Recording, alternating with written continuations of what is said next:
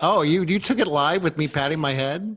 Yes, You were just evil, Whitney. You're evil, evil. oh my God. Um, that's one thing I've never been called before. So thank you very much, Well, honey. I'm very happy to be the first one to call you evil because I see the evil grin on your face and I hear the evil in Oh your my laugh. And I love evil. I loves me some evil. Oh my goodness. So, hi everyone, it's Whitney Wiley, and thank you for joining me for 30 Evil Days Whitney of Wiley. Habits. We got, oh my God, I can tell this is just going to be hilarious. A 30 Days of Habits. And today we're joined by Randy Jones, and he's going to be talking about, oddly enough, his habit of listening up. Oddly enough, you just But threw as me I under read, no, because a bus. No, no, no, no. when You I just threw read me. when I read your habit, the first thing that came to me, it didn't say in there, but I'm pretty sure your nickname must be Chatty Randy, right? It has Well, actually, I mean, it's said that Hoda Kotb was told that I was chatty said you before. were chatty, but it didn't say that was your nickname. So No, but I I'm mean, I assuming think that that it that is though. wouldn't surprise people, but she was not only did Joanne Lamarca, her producer, when she introduced me to Hoda, say that I was chatty, she told her as a way of warning me, Randy, shut up. I mean, I knew what she was doing. It's not like I didn't. I mean, I saw through it. She was basically nicely saying, shut up and don't make Hoda be sorry that I said talk to him. Well, there's something to be said for chatty, and of course, people that have interesting things to say, it's all good. But that's not exactly your habit. So let's talk about your habit, and you can share a little bit about how you came to this place where your habit is to listen up. And what's So important about listening? really, to develop the habit, I am an actor. I have been a comedian. I am my mother's son, and that carries the chatty moniker with it. My mother never took a breath her entire life. She just continued to talk nonstop for all 85 years of it. And I learned that from her, and I talked too much. And it's not like I didn't know it. I mean, I knew it. So, I mean, I got exhausted listening to me too sometimes. So, I realized in my 40s, you would think you'd realize it beforehand, that, probably the best way to get over that habit, I was missing a lot because I wasn't shutting up. And I needed to listen. And in order to listen, I came to Naples, Florida. There's a lot of successful people here. I started a newspaper column, interviewing them, went out of the traditional C-suite into, you know, lots of celebrities, people who, Jungle Jack Hanna was one of the first people I talked to. Jack McKinney, he was the former head coach of the Los Angeles Lakers. Right. Cassie DePaiva from Days of Our Lives and One Life to Live, they all work. And so since my goal was to look for the best in people, my goal was to talk to people who do a lot of different things, I very quickly branched out, talked to different people. Well, that became a book in 2016 called Show Me, which morphed into, because I missed it after the book came out, I wasn't listening anymore. And that became my podcast, Jones.show. When you're listening, when you're interviewing, you have to listen. You just do.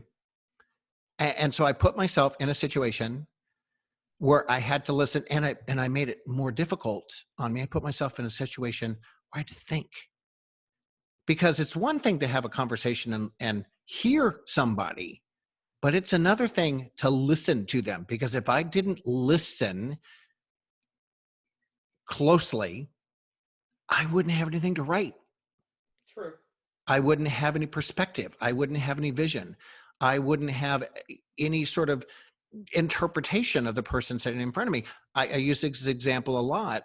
Barbara Corcoran from Shark Tank didn't tell me she gets bored when she doesn't have a lot to do, but I figured that out because I listened and I went, oh, if this woman isn't busy and have a lot to do, she's going to be bored. And, so I'm able to make these assessments of people's character. And the book alone, I mean, I wrote about 120 people that fed into the book, and I did not have one person tell me I got them wrong. Not one. When those columns came out, once again, the columns fed the book. So that's listening. Awesome. and listening to understand and Right. listening to grow and listening to learn. But the cool thing, Whitney, is everyone can do it. But once again, there's hearing and there's listening, and So they how ain't the same thing. so how does one actually listen as opposed to just hearing the words, but adopt this habit of actually listening? You How have do to you care. You have to actually do care. it? And I've been caught. I'm gonna. I have to. She has to see this. My dear friend Jane, that I used to work with, we were at a trade show many years ago, and we were representing this organization. And some man came up and talked at us nonstop, and we're on the floor for like 10 minutes, and he's droning on and on and on, and we checked out. I mean, we're trying to sell, we're trying to be polite, but he just wouldn't give it up. The man literally said to us, "I'm sorry I bored you," and walked away. Well, we were horrified because we were busted, but he bored us. I mean, he did come up. He was not a prospect. He wouldn't shut up, but we checked out. And the worst thing you can do is to Right. check out another human being. I can still do it. I can't tell you that I'm perfect at this. I can still completely check out. Or the worst thing, when someone is explaining something and you insert a question into the middle of their explanation, you're proving to them you're not listening to them. To listen is to care, Right. and to be curious and to want to provide the respect to that person that they deserve to be heard and understood.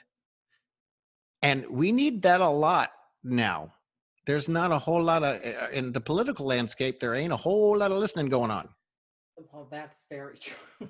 There's not even a whole lot of That hearing going on. Well, there's that selective is hearing true. going on, but there's not, I mean, to listen, to care, and to understand is a specialty that is still hard for me. It's hard for everybody. It's hard for me. So, people will care, right? Hmm. I'm assuming people will care. But there is I guess there's a saying, I'm not going to get it right, but we tend to hear, I guess, they will say listen in Selective order hearing. to respond, right? And so we're so busy trying to formulate an answer or response, that we're not hearing you. Well, yeah, yeah. We listened to. I actually saw it fairly recently. It had shared. I'd never heard it before, and within the last few months, it circulated on Facebook. We are listening, and we're thinking about responding. We're not trying to understand. We're thinking about a Right. response. And even to this day, I went guilty, guilty. I'm that guy. And with you, I kind of have to do that because I'm supposed to be entertaining and informative, and we don't have questions done in advance. So even with you, and you have the most lovely face to talk to, by the way. You Oh, know, thank you've got a you. very engaging face, and you inspire me to want to talk, and your smile and your laugh. And that's what I want to see. That's what people want to see. But yeah, I do have to kind of listen to respond because we don't want any dead air. So it's a blend. There is a blend of that when you are in a professional environment. You have to listen to understand, and you do have to listen to respond too.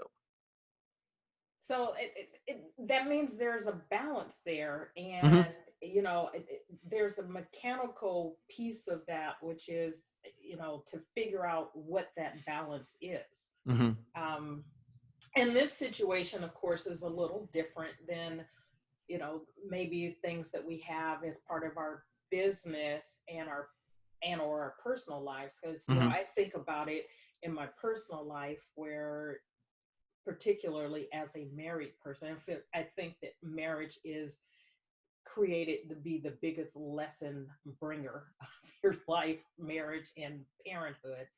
um, and I find myself with this particular challenge of listening, showing I care, at the same time wanting to be able to respond so that it sounds like I'm actually listening, right? Acknowledging through your response, and tone of voice is a huge problem. There's tone of voice is a problem, intent is a problem. So then we bring in. So we're blowing right through this 10 minutes. So we're bringing in the whole You told me online we talk all aspect. day, so I Yeah, we listened knew. to We you. kind of knew that 10 minutes wasn't going to be where we were at. You look at the whole online aspect, and the opportunities to be misunderstood are huge. Right. You don't have physicality. You don't have contact. Like right now, you and I are acknowledging, we get along. We like each other. We're acknowledging each other. We're enjoying the communication. We don't know when you're online in any electronic format, it's so easy to make a mistake, and That's it's true. so easy to misunderstood. So there, Absolutely. I think an argument could be made. There's listening like we're doing now, and there's a variation of listening online that must also be important. And oh my goodness, the people who misstep with me online. Oh Lordy. So you said that one of the things you've done is listen, and you've communicated through your columns, ultimately a book. People felt like you got them. So your skill set is to not only to listen, but is to take that and translate that Mhm, in a mhm. way that conveys that you actually heard what people said. Right. Um, And and interpreted more it than that, beyond who just they hearing, are. but to interpret the meaning of it. Look for the meaning. And I look for the good. I don't look for the bad. I look for the good. Now, I got to tell you, there are going to be people that hear this going, really? Randy Jones is giving a lecture on listening. Really? Really? Is the end of the world near? And I understand that is shocking. But I tell you, I came to it because I went, the only way I'm going to really finally shut up and be able to do this is if I put myself in a situation where I have to. You So have to. I took a problem and I put myself in, I think, the toughest situation possible to solve it. Because I'm sitting in front, I'm talking to Susie Orman, and I'm talking to Barbara Corcoran and Vanessa Williams and all these, Pat Benatar, Aaron Brockovich, all these people are saying yes to talking to me. And I'm continue to be shocked by that. But they're saying yes to talking to me, and wow, does that come with responsibility? So if listening and interpreting and sharing comes with responsibility for me, why can't everyone do that? Right. I Right. really don't have a patent on this. The whole listening concept's been out there for a long time. I'm just trying to get other people to do it. And if I have to throw myself under the bus and say I'm too chatty, and this is what I did to force myself to learn how to do it, and I'm still learning, obviously, and listen to me now, I'm not perfect, then you can do it too. Thoughtfully listening to another human being is not that hard. Right. You just have to decide you want to do it, and you're willing to do it, and you're willing to put yourself second. So the flip side of this is your unhabit, right? And for those of you who haven't read the book yet or haven't seen a Well, prior shame on those interview, people, because everyone we're should have going read to the book. get to them soon. Yeah, If you haven't, there is what we're calling an unhabit in the book. It's a an habit that unhabit. needs to be broken. And your unhabit um, is about not shutting up.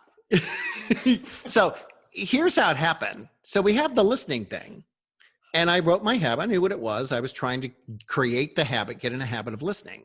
Well, that didn't break the talkative habit at all, because the first phase of this project for me was interviewing somebody to write about them. So I could still be chatty. Who's going to know? I'm not going to write, I talked too much at this interview. I'm not going to write that. And the person being interviewed is just going to nod and put up with me. So it forced me to listen and did force me to be quiet, but it didn't quite force me as much to be quiet. Then I started a podcast that's literally Jones.show. If you put Jones.show in a URL, it pops right up. That was my kryptonite. That showed everything, because Mhm. that's recorded.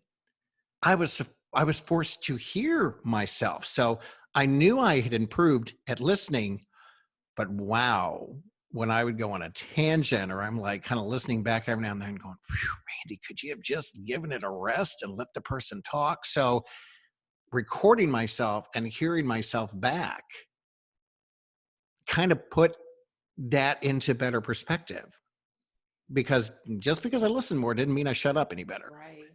And like we said at the very beginning, the funny story is Joanne LaMarca, who is the executive producer of Hoda and Jenna. When I first interviewed Hoda, she said to me, I told Hoda you were chatty, which was her nice way of saying, Randy, don't make me look like a fool for recommending she talk to you. Now, Hoda can make anybody, I mean, Hoda's a perfect human being. She's as perfect as you can possibly get. So, and she said something that I found so fascinating. I'd rather be interested than interesting. I'd rather be, I'm paraphrasing a little bit, rather be viewed as being interested than interesting. Whew. Man, that's a goal, because we're in a world where people want to be heard. They want to be the one who is interesting, and they're showcasing their daily lives and everything. And isn't it more important to feel like you're interested in what another person has to say? And that's not really the world. And frankly, that hasn't been me. So this has been a real seismic shift for me in wanting to do this and putting myself in a situation to do it. And that whole, you can't teach an old dog new tricks, that's bullshit. That's a lazy old dog. That's a lazy old dog. Because I started all of this like in my mid to late 40s, and I'm in my late 50s now. And that's because I want to be a better person. I want to learn who I am, and I want to learn to be a better person. I want to learn from people, and I want to understand them better. And okay, am I an old dog compared to the rest of Naples, Florida? No, not really. I'm kind of a babe, but there's several people older than me in Naples, Florida. But once again, I don't have a patent on this. Everybody can shut up and listen. Everybody can learn. Everybody can understand. I'm not doing anything that everyone can't do. I love that. It's so I'm interested in knowing when this project came up. Did this habit come to you? I'll write about this habit. Was it kind of instinctual that this is what you would write about? Was it because you were in the midst of really working on this, or did it take some time? Because I I was a certainly writer. I see love it to as a meet growth people. thing for Yeah. you. I was a writer. I love to meet people. I love to love people. I will tell you, I go into every podcast interview. I go into every interview as if they're going to be my best friend. And some of them have become very good friends of mine. And you don't have to be famous to be on my podcast either. I do want to clarify that, or in the book. But if I'm being really honest, when I started the interviews for the first phase, which was the newspaper column, when I knew I wanted to listen more, I was maybe a little bit tired of being made fun of for talking too much. Okay. I knew it, but there were probably just a few too many jokes made at my expense. I'm fine with it. I really am. I'm not whining. I hate whiny people. But, enough things were said that made me raise an eyebrow at different points in time. And I said, you know what? I can be a better person than this. And my husband, in particular, Derek, is such a phenomenal listener. And I wanted to be more like him. Well, I mean, he changed me. We've been together 25 years, and I really have tried Marriage to. does that to a person. Yeah. Oh, I've been talking about the marriage thing because I'm all about Phil Donahue and Marlo Thomas's new book right now. So that's what I've been discussing lately with friends about that whole long marriage thing. And I'm very proud of us for 25 years. I'm very That's proud of us. awesome. We've only Well, been married for 2, congratulations on that. but I'm proud of the 25-year relationship. And I know the work involved, and I know how tolerant that man has had to be to listen to that many words come out of my mouth at him for that long. Right. That's a God sort of situation. Derek is a good guy. Yeah, like I said, I think marriage and then parenthood, right? And I think this is one of those areas, and I know the book is written by a lot of entrepreneurs and people in business, and maybe we're thinking of habits as they apply to building business and growing our businesses, but so many of these habits are absolutely just necessary for everyday life and for Mhm. a parent to create a space where they are actually listening to their children.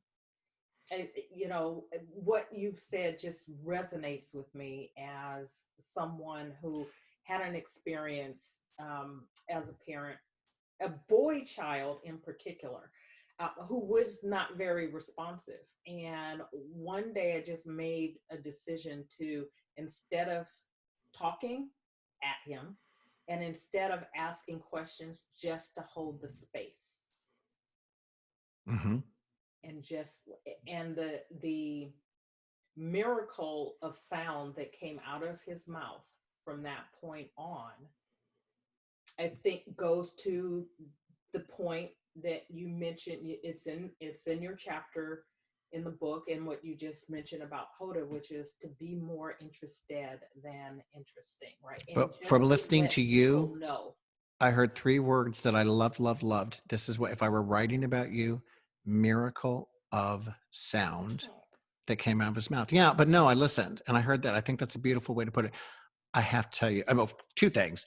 There's no sales book out there that doesn't tell you to shut up and listen. They all tell you that the only way you're going to sell is to listen to the prospect, because they're going to divulge what they want and what they need. If they're asked, you have to be able Right. to be quiet. Right. So I have to tell you this funny story about my kids, though. I was so proud of myself. My kids, Kevin and Mary Beth, are 30, 29, 31 now. And I was so proud of myself because I said, I'm not going to be a because I said so, Dad. I'm going to explain why. If I say no, by God, I'm going to explain why. Voluntarily. And yeah, and I would say no, and I would give them an explanation why I said no. I was being respectful. I'm telling you why I am saying no, why I'm not agreeing, why I think you should do this. I'm explaining it. My son Kevin came up to me. I think he was like 14 years old, and Mary Beth was like 12. She's in the back seat. He said, Dad, can we ask you something? And can you just say yes or no and not tell us why? I was like, I completely lost it. I was howling. I thought that was the funniest thing. Here I'm proud of myself. And they're like, Dad, shut up. We don't need to know. Just say no. Just don't make us listen to you. I mean, that's a that's an indication that maybe you talk a bit too much. Maybe you explain a bit too much. Right. Well, on that note, The miracle of sound. That's what we've hashtag miracle of sound. Can we, when you release this, let's do that. Hashtag miracle of let's sound. do that. Yeah. I'll own that. Miracle of sound. So, any parting words before we go on either the listening side or the shutting up side? I hope people comment. I kind of want to hear what they have to say. This is something new. Since I was asked to contribute to this, I hadn't really thought of a habit and an unhabit. And when I thought about it, I think you've read the book. I threw myself under a bus bigger than most people. You did. Yeah. I mean, I found the bus and I went running underneath the bus. But I think we have to do that. If you can't be honest with yourself about yourself, then what's the point? I actually don't think it's that hard to do. I really don't. I mean, I don't, it's easy. To me, it's fun and interesting. But I think the parting words are, listen to Jones.show, listen to my podcast, and hopefully listen, but you will hear actually times when I talk too much. And I just had Norman Lear, 97-year-old TV producer, All in the Family, the Jeffersons, Norman Lear. I don't think I've been that scared in a long time, because it was a love fest, man. I was not even subtle about it, but I was like, just let him talk. And I did. And I really have gotten better. And you can actually hear it by that. You can hear me make mistakes on that podcast, and you can be more aware. Well, he is listening, and he's pulling that thread. He's hearing something, pulling that thread and going on. But once again, everyone can do it. Everyone can do it every day. And it's a pretty great way to live, to listen and to try to understand the people around you. Cool. Well, with that, everyone, listen up to Randy on his show. And if you haven't bought the book, as Randy said earlier, shame on you. Shame on you. Bad listener people. You don't even have to go out to buy the book. You can order it right from your home. And you can download. There's an ebook. There is an ebook. And there's an audio book. You can have it today. You can order a hard copy and have it delivered, and then you can get it signed by all the authors when you connect with us in real life at some point in the future. And I bought one for Hoda. Awesome. And I bought one for Erin Brockovich, because I talked about her too. So yeah, cool. I'm sending it to my peeps. Cool idea. Yep. Cool.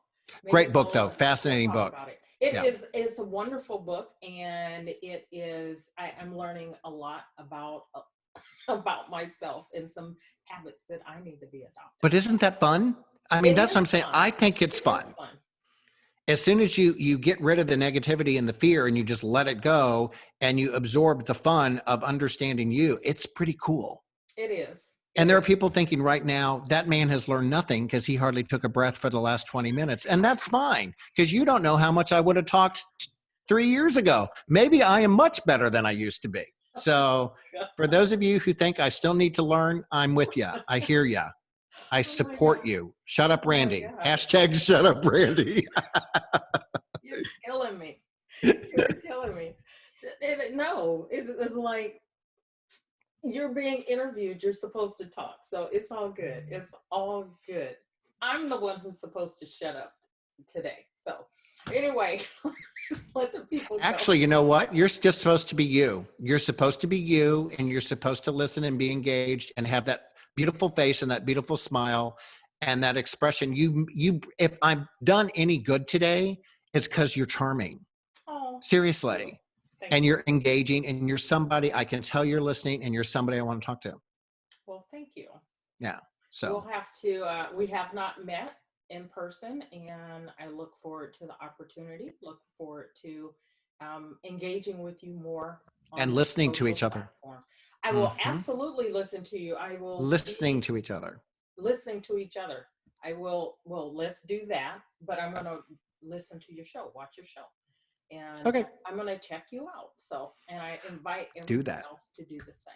So, have Thank a you. fabulous rest of your day, Randy. And the dog didn't invade us. The Either. dog did not show up. There's always a good chance he's a media whore, and it's always a good chance he's going to show up. And his 63-poundness, he's going to show up. So he did not do that. He was I well had to behaved. unhide your comment in order to find out what you were saying. So I saw that. And I thank you very much for hygiene for For the interview. hijinks. For hygiene. Oh yeah, when I found out we were Hijinks, live and you were going to see me. hijinks, Oh, hygiene, oh, the hijinks. Well, shaving. you should thank me for hygiene because as you recall, I was a bit concerned by I started shaving and showering and You a whole did. bunch of stuff that, yeah, You there was a did. pretty I ugly don't me that know. was going to show up. You could have come without shaving. I was gonna say Ooh, it was nice of you to shave for me, and I'm not gonna I was ask for it. frightening. I was frightening. So It's all good.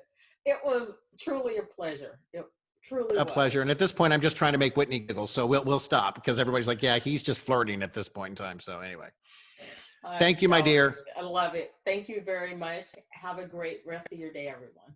You Bye. too. Bye bye.